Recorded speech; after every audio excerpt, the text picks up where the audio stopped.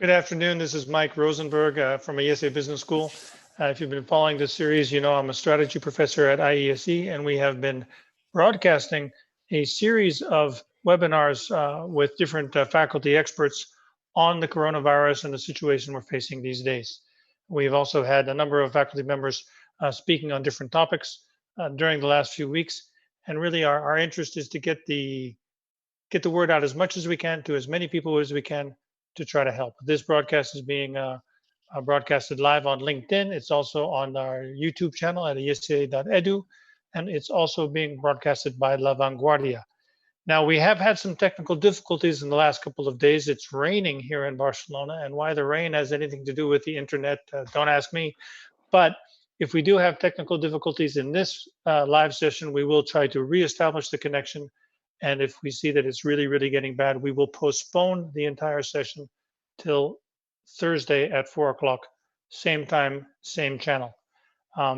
Today, it's really a pleasure to have with me Antonino Paccaro. He's a professor in the ethics department of IESE Business School. He's part of the ethics think tank we have at IESE, which is sponsored by the CaixaBank Chair of Corporate Social Responsibility. Nino, welcome to the show. Thank you very much, Mike. It's a great pleasure being here. Good afternoon to everyone. So Nino, as you know, we've been having these webinars, and this issue of social responsibility and really the ethical responsibility of business leaders has come up again and again. In these difficult times, many companies have had to shut their doors. They have tremendous problems with cash flow, and the question is, what do you do? Do you furlough or lay off your employees to make sure you have enough cash to open the business? Do you continue to pay people? You know, this is the kind of issue we've had. So that's why we really wanted to get into the ethical dimensions of this whole thing. And if we talk about stakeholders in general, because I know this is what you study both at IESE and as part of the CaixaBank Chair, you know, what are stakeholder needs and how do you define them, let's say, properly from an ethical perspective? Well, that's a very interesting and complicated question. Before starting, let me thank all members of my department, which is important. So this session was a collaborative effort of everyone in my department. Mistakes are of mine, good ideas are from my colleagues. So that's extremely important. So addressing your question, well, the stakeholder model is one of the tools that we can use when we wanted to think seriously about corporate social responsibility. It is not the only tool, but it is a relevant tool. So the stakeholder model, the overall idea of the stakeholder model is, let's look around who is affected when I'm making some decisions. And let's try to understand what are the effects, the consequences of what I do.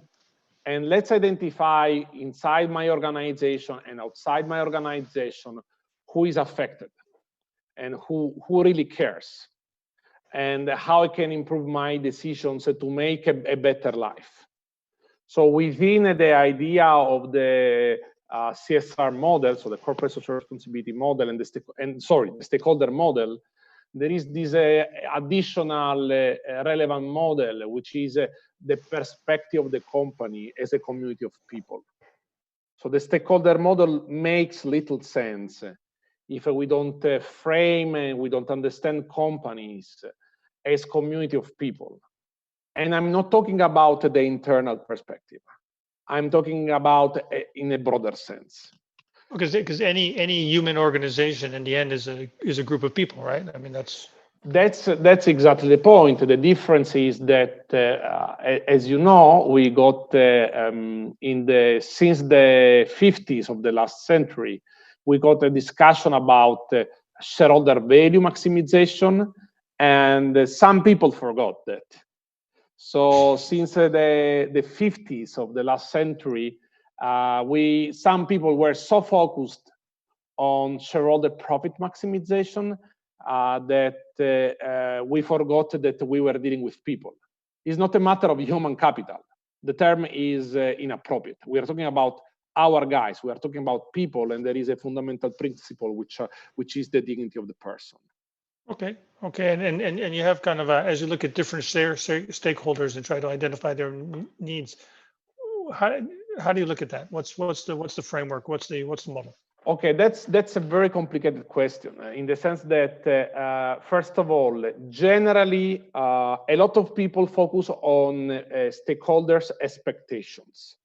So the general idea is, you ask me something, I try to make you happy, which is an irresponsible way to do. Because sometimes people are incapable to identify their real needs. So even in our most advanced negotiation courses, we discuss how to look at needs and how to interact continuously with critical individuals, organizations, groups, stakeholders to try to distinguish between what they expect and then maybe to distinguish if there is a need which is different. I do it with my collaborators. I do it with my clients. I do it with my students. Juniors, we don't have such students, but if you teach to undergrades, undergrads want to pass the exam. This is not their need. This is their expectation. So maybe I think you showed me earlier a chart that kind of explains the difference between expectations and needs. Do you have that? No, this chart I'm showing you it's essentially a broader frame, which is important for us to understand what corporate social responsibility is. Essentially, it's a summary of what we said with a different perspective. So the idea of corporate social responsibility is focused on the fact that companies are organizations that should go beyond creating shareholders value, maximizing shareholders value. And they are constitutionally, let me highlight, they are constitutionally allowed to exist in the society because they are supposed to serve the society. So this is what some people call the license to operate, yeah, the social license to operate. Exactly. This is a wonderful article of 1932 in the Harvard Law Review. So the idea is, it's important because after the Second World War, people were so focused on making money that they forgot the very meaning of organizations. Oh, sorry, firms. Okay. So it's extremely important. So if we want to frame, in particular in this COVID crisis, what corporate social responsibility means, we have to remember two things. Companies are supposed to serve social needs, to address social needs. Second, they are a community of people. Once you have those two things in mind, you can start thinking seriously about what we can do in the COVID crisis. Otherwise, there is a cognitive distortion. You start having cosmetic corporate social responsibility. I tell my customers that I'm so cool, but in reality, I'm not really interested. I'm doing something for reputational issues, which is another stuff. And now CSR as a topic has come a long way in the last 20 years, no? You know, and you know, I remember, I don't know, 40 years ago that I think Friedman said that corporate philanthropy was like theft. So we're not talking about corporate philanthropy anymore. We're talking about CSR, and how has it changed over the last 20 years? Well, the article you are mentioning is an article very, very famous, and it's in our heart, in our brain, because this is an article of 1970 in the New York Times.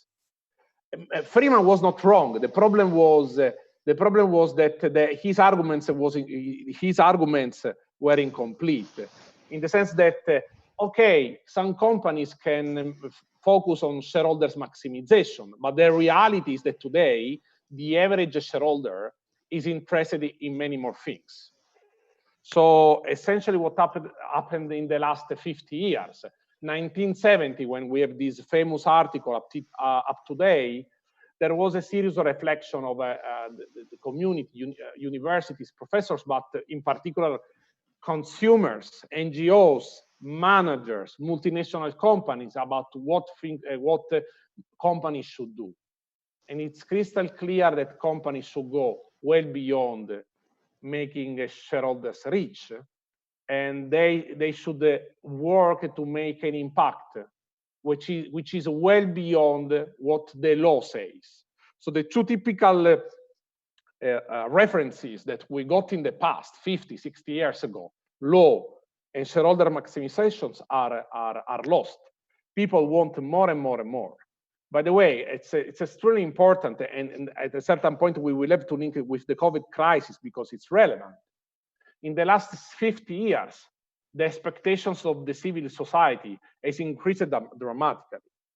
My grandmother is a medical doctor. Her expectations in the 50s, when she was buying yogurt, were very, very different from the expectations my cousin has today when she buys yogurt. 20 years ago, 50 years ago, was super simple to build an antenna on the roof of a building. Today, it's almost impossible because people are aware that there are consequences for the health. We are much more conscious about the environmentally and sustainability issues. So there is an increase in the expectation of the society, and this is creating, shaping the sense of corporate social responsibility. Okay, so Nino, if I remember, you've got kind of 4 different topics, 4 different angles to look at this thing, and maybe you can talk a little bit about how this is relevant in this COVID crisis. Thanks. So essentially what's happening, if we take this idea that companies are supposed to serve social needs and they are a community of people, when we have a dramatic crisis like the one we are experiencing, we have a new urgent social needs at global level. Let me highlight this. It's extremely important to understand that this crisis should be addressed at global level. There are local levels, national levels, but we have to broaden our analysis. And policymakers, all European governments are working in a non-coordinated way. This is a problem.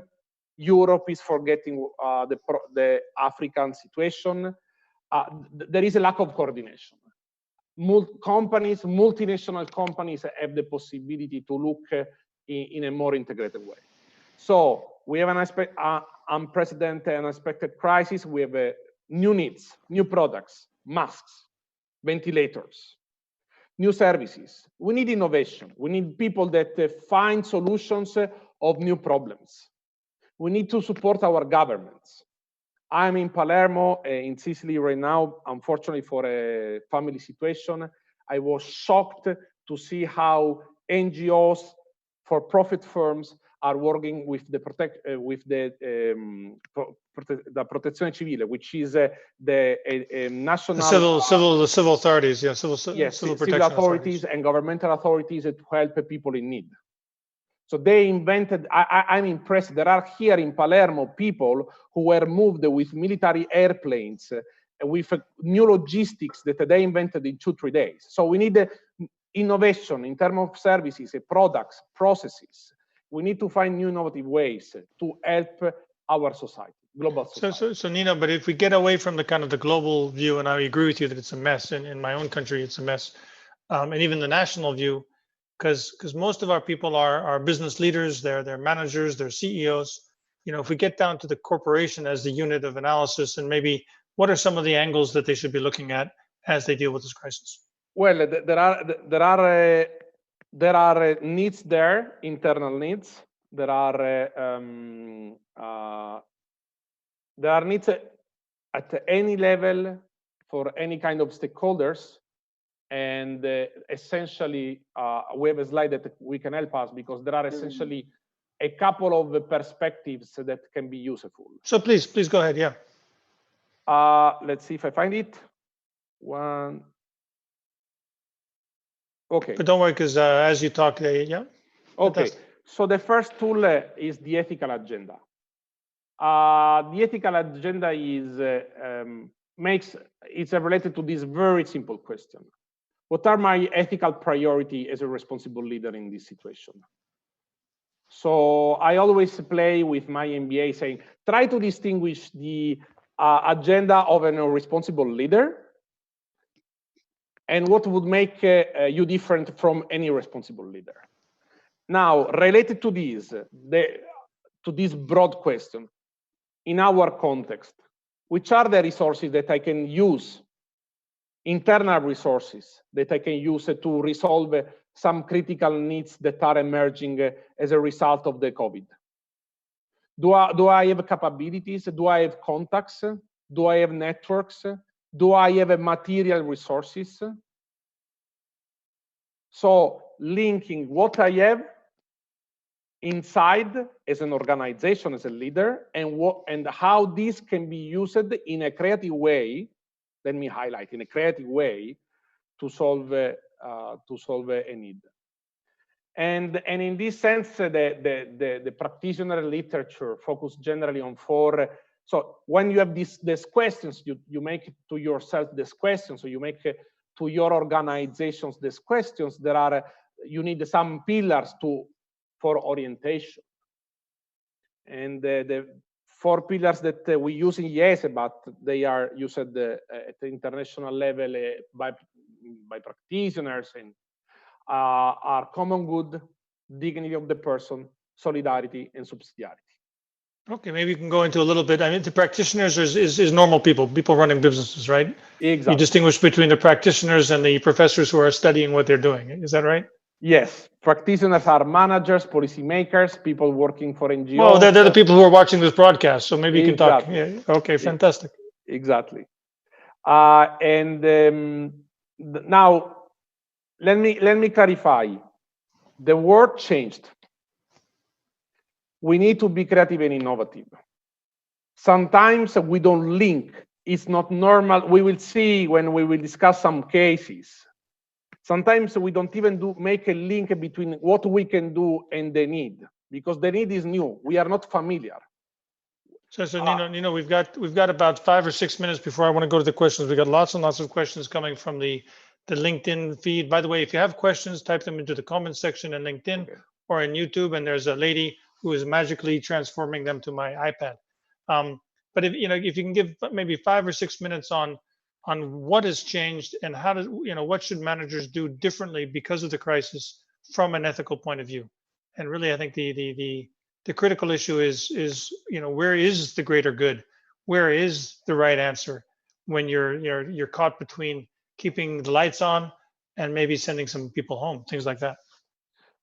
Well, yes. So there are well, first of all, the layoff are always very difficult issues to be discussed, and the amount of variables that should be taken into account are in high number, and they require a serious and deep thought. For sure, when we are talking about layoff, we have on one side guaranteeing that the ship is surviving, the boat is surviving. On the other hand, if you need to do a layoff, you have to help people the best you can that have to leave the company to have some opportunities, and for sure you have to treat them with dignity, for sure. So now, you start with employees' well-being. That's what you're starting here, yeah? Yes. So the point with the let me run behind here. So I identified the 4 concerns. These are just 4 concerns that I believe are most important in a preliminary discussion like ours. The first is employees' well-being, and be careful. I'm not talking only about money. The second is proximity stakeholders, so external stakeholders that are in my proximity, culturally, geographically, etc., etc. The third are concerns related to the society in broader sense. So we need to broaden our scope. And finally, we have problems, a temporal perspective. Well, so, maybe we could jump, to the third question and the fourth question, if that's okay. Because I think we all get. Friend. Yeah, I mean, so from a society point of view, if you're running a business, I mean, what do you need to worry about society, or how do you connect that? Well, the point is that we discover. Let me use a case. Michele Frisoli was our IESE MBA. He completed MBA in 2011. He is now CEO of an aeronautical a company which is producing aeronautical components in south of Italy. And within a few days, he was capable to switch his production. Now he's producing masks. I have other examples. In Spain, Zara and Seat. In Italy, Valentino, Calzedonia, Geox, Prada, Ferrari. So it's crystal clear that if there is a shift in the needs of the society, there are also opportunities. And what we've heard about also from this series and other events is that from an employee morale point of view and a communication point of view, people get really excited when their company is doing the right thing for society. Exactly, and indeed we know from research that when you are really committed to corporate social responsibility, but really, employees have a stronger attachment to the organization. They are even willing to do some unpaid extra effort because they believe in what they are doing. On this question, one of our listeners or watchers asks, is there a red line between, doing the right thing and just taking advantage of an opportunity? Is that? Well, okay, this is called the cosmetic CSR. You do things because they make you looking good. There is a line. I mean, the critical issue is the intention. Now, let me tell you, if you undertake a cosmetic CSR program, your employees will discover immediately. And the risk that this will be a boomerang against your head is very, very high.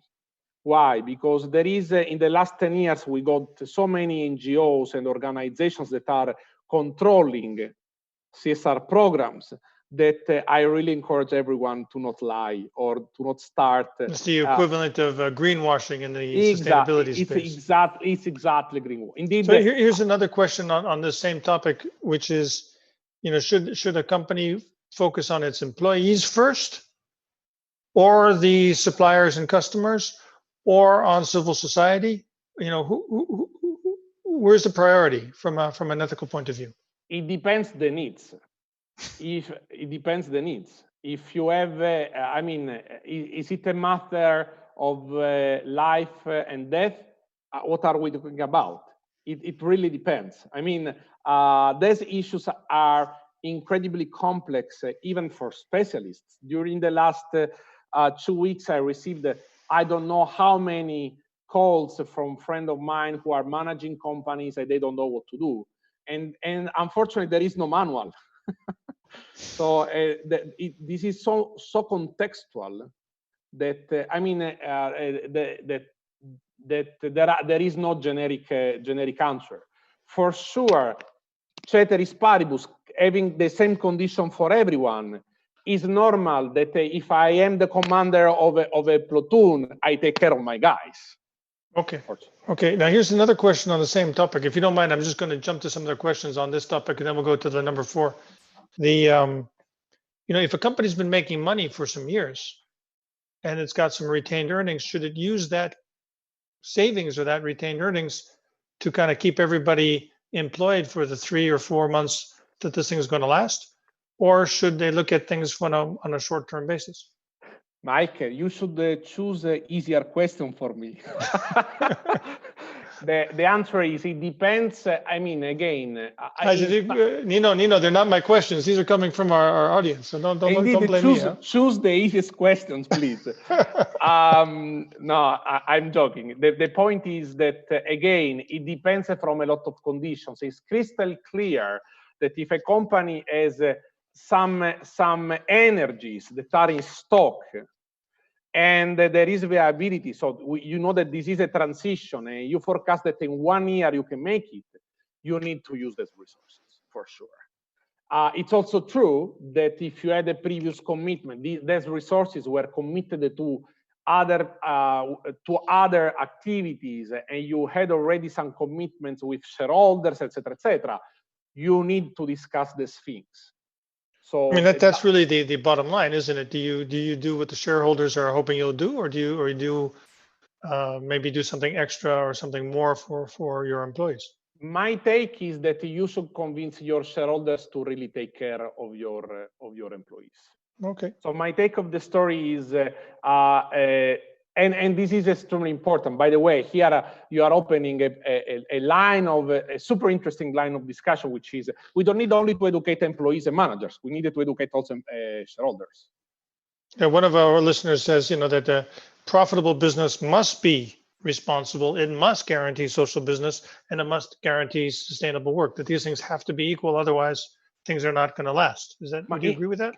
I agree. I teach a course called, it's almost 10 years I'm teaching a course called Social Innovation, Social Entrepreneurship. I mean, and what I generally say at the beginning of the course is, this course is because the world is not working well. I mean, all companies should do what we are going to discuss. I mean, the company should be responsible, should be normally committed to environmental sustainability, should take care seriously of the dignity of the person and the common good. So we are managing in our business ethics courses, and let's say in social innovation, social entrepreneurship, your wonderful sustainability course, we are managing a distortion in the society. So in normal conditions, Mike, we should be unemployed. There's a bunch of questions about your next point, which I think is what happens next. Let me just give you the first question, and then maybe you can go to your next point, which is the Business Roundtable, and in Davos in 2020, they made a declaration about stakeholder capitalism, kind of going beyond the only shareholders model. Do you think that's going to survive the crisis, or do you think the crisis is going to wash that away? No, I believe and I know you have some comments on this whole topic about what's going to happen next. Well, I will arrive there, but the question is so interesting, even though complicated. My take of the story is that this crisis is reinforcing CSR expectations, so social responsibility expectation of the society. So we will look for healthier food, we will look for healthier relationships, we will look for healthier work-family balance relationship. So I believe that this will be an exogenous shock. What shock? What shock? We have to speak in real language. We can't speak in academic language. What do you mean by? This will be an unexpected shock. I'm sorry. This will be an unexpected shock that will push at maximum speed this change that I experienced as a professional and as a researcher in the last 20 years. Let me tell you this. 20 years ago, I'm 44. 20 years ago, I entered the first class talking about business ethics and corporate social responsibility, and students were shocked. They thought that I was crazy. Today, students expect from us to discuss these issues, and they are proactive in the discussion. I expect that in 3 years, our participants will expect more and more about these issues. Why? Because it's crystal clear. I mean, there's a couple of questions about the link between CSR and marketing. One questioner says, "Isn't all this CSR stuff just marketing?" And another one says, maybe we should be doing more and speaking less about how wonderful our companies are. Yeah, I mean, are people going too far in terms of branding and in terms of getting their story right? Well, okay, so cosmetic CSR is a serious issue, which is you call it cosmetic CSR. Yes, or which is the equivalent of the greenwashing for sustainability. So I do something to appear cool, and I tell more considering what I really do. I believe that these strategies are a disaster for the company in the medium long term. First, because people discover. So humility is it's an individual virtue, but it is also a corporate virtue. But on the other hand, it's important to communicate, in the sense that if you do something cool, you can be what is called an institutional entrepreneur, a person which is showing a possible best practice with social consequences and be contagious in the positive way with the society. And in COVID, how do you do that? There's a crisis, people are in danger, people are getting sick, or their parents are getting sick, people are locked down. You might have to shut one part of your business, keep the other one open because it's essential. I mean, how do you actually balance this stuff in real life? I mean, conceptually, I think we get it, but what should people do? In practical terms, I've seen a lot of super cool things. So, for example, I've seen an entrepreneur who was combining work at home and work in the office to help people to manage the problem of the kids. No one sees Javier, who is one of the managers, online managers of the session. Javier has 3 kids in this moment in his apartment, and he's running the show. You don't know him. Okay. Well, I know because I talk to him almost every week. But yes. I mean, many people who are watching us don't know him. And I think we all have that family. I think once upon a time there was this video some years ago with a guy on BBC, and his daughter came in. Now it's kind of normal. Everybody's expecting our daughters and our dogs and our families to come in because it's kind of what we're doing these days. So Nino, let's go past the crisis. Where is this going to leave us? Well, the point is, and the question about Davos and the question about you think this is going to reinforce the whole story, or do you think it's going to have a snapback because the economic crisis, as Nuria Mas explained last week, is going to be severe? That's exactly the point. So we are going to have significant new needs at global level, and people understand this. We will never be back to normal life in the next 12 as we had. This is something that will change the way we think, the way we interact. It's clear that the socioeconomic system needs to change. We discovered that in the world there are 4 companies making ventilators, only 2 in Europe. It's crystal clear that there are things that we need production capabilities in Europe, for example. So it's crystal clear, and this is the first point. So it's crystal clear that we will have new opportunities for new business, first. Second, we will need, in terms of CSR, we will need to take care of our people, because there are some people we will have to take care of psychological consequences on our employees. We will need to find better ways to combine work and family balance. We will need to understand if we really wanted to have people traveling so much or traveling in a more safe way. We run a program for Irish CEOs, and some of the guys have said, they're never going to travel again. They used to travel back and forth between the US and Ireland all the time, and they've realized they don't have to. Exactly. I mean, the week before the total lockdown, I was traveling like crazy. And unfortunately, there are things that we can do only traveling, but we discovered, including teaching, that there are a lot of things that can be done effectively.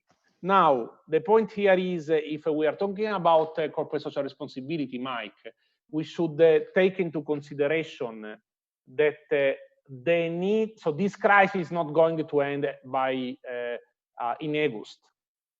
And we will need, as a responsible managers and responsible companies, to take care of the evolution of these needs and to help people, to support people.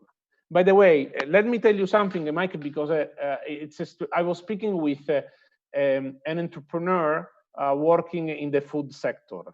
He produces bread, all this stuff. And he was telling me that he started contacting his suppliers and clients. And at a certain point, his comment was, Nino, it was so important for them to know that I'm there, I'm willing to help them. And just a phone call was an important moment for them of psychological support. I will keep doing it every 15 days. So we need to speak with our people. We need the proximity. We need to express our willingness to support the people that are part of our daily life, and now from one day to the other we were physically disconnected. But if I understand you, Nino, that proximity has to be authentic. We can't just pretend to care. Exactly. Now, when we make an authentic offer to our suppliers, they might say, "Thank you so much for calling. Please pay me sooner." Or how do we deal with the second part of that conversation when, people are calling to, people say, "Hey, I can't pay the rent this month. My restaurant's closed." You say, "Okay." So this proximity comes sometimes at a financial cost, or no? Of course, but of course, people understand or you can help people to understand what you can do and what you cannot do. I had a family emergency. I had to travel 30 hours to arrive where I am. People could not expect me to be there in 2 hours or half day as it was in the past. Yeah, how did you get to Sicily? Did you take a boat or did you take a plane? Or I had to drive for 30 hours with a special permission. So now you're in Sicily. Italy, of course, has been terribly, terribly badly impacted. Spain has also been badly impacted. As we look around the world, there is some evidence, and one of the people are asking about this, that some companies might turn inward, might try to close their borders, try to limit this. Will the world go more towards more walls, or will the world continue its path to globalization and openness as we come out of this thing? I think that in the short term we will be limited in the short term to national. Our perspectives will be national, but globalization is a process that will continue. And what we have to do is to make the globalization process more responsible and more sustainable. So the point is that we cannot leave everything uncontrolled. And securing does not mean increasing costs, means rationalizing. How many things, again, we discovered that we were capable to do online and we did not do for our daily inertia. By the way, this is my first online session in my life ever. Why? Because I was a lazy, old-style professor who tried to stay away from virtual tools. So this is my confession to everyone. And here you are broadcasting from your family's home in Palermo. I have about 3 more questions, Nino, if you don't mind. They're a little bit different. Each one talks about different things. One is on this issue of CSR. There's a bunch of very famous companies, very famous tech companies, who do tremendous efforts to pay very little tax around the world. Companies based in California, but really they pretend everything's in Ireland, and they don't pay any money for California schools, for example. I don't know, companies which look like this maybe. But okay. What is CSR? I mean, if you don't pay taxes to the authorities, if you don't pay for policemen, firemen, hospitals, does that mean that you're not being ethical? To me, yes. You are not going to be. You are not. They're legal. This is tax avoidance, not tax evasion. I mean, it's all legal. Yes, the fact that there are a lot of things which are legal but are ethically problematic and irresponsible. And frankly, these companies are behaving irresponsibly, unethically, and I believe this is a problem. I also believe that there are some governments that, even within the European Union, that are playing with this, and this is a problem. And now, on the other side of the story, there's a bunch of companies which have made tremendously strong commitments, both to CSR and also to sustainability. Packaging, to eliminate plastics, to become carbon neutral. Do you think they're going to maintain those commitments, or do you think they're going to say, "Oh, sorry, it's been a bad couple of, this is a bad economic crisis. We're going to postpone the 2030 agenda to someday"?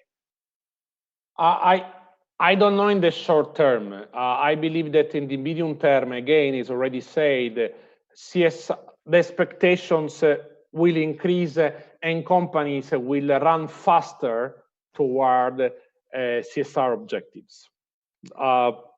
I have strong indications about this. And you think this is true in the West as well as the rest of the world? I believe Because Europe, the US maybe, then Asia is very different than Africa, India, developing countries. Do you think this is a global phenomena, or this is very local to basically wealthy people? in different ways, I see this as a global phenomenon. I believe that this crisis is going to reshape the CSR agenda in Asia. It's crystal clear. It's crystal clear that the production model in the Far East is unsustainable. I'm amazed of the tension about CSR issues in Latin America.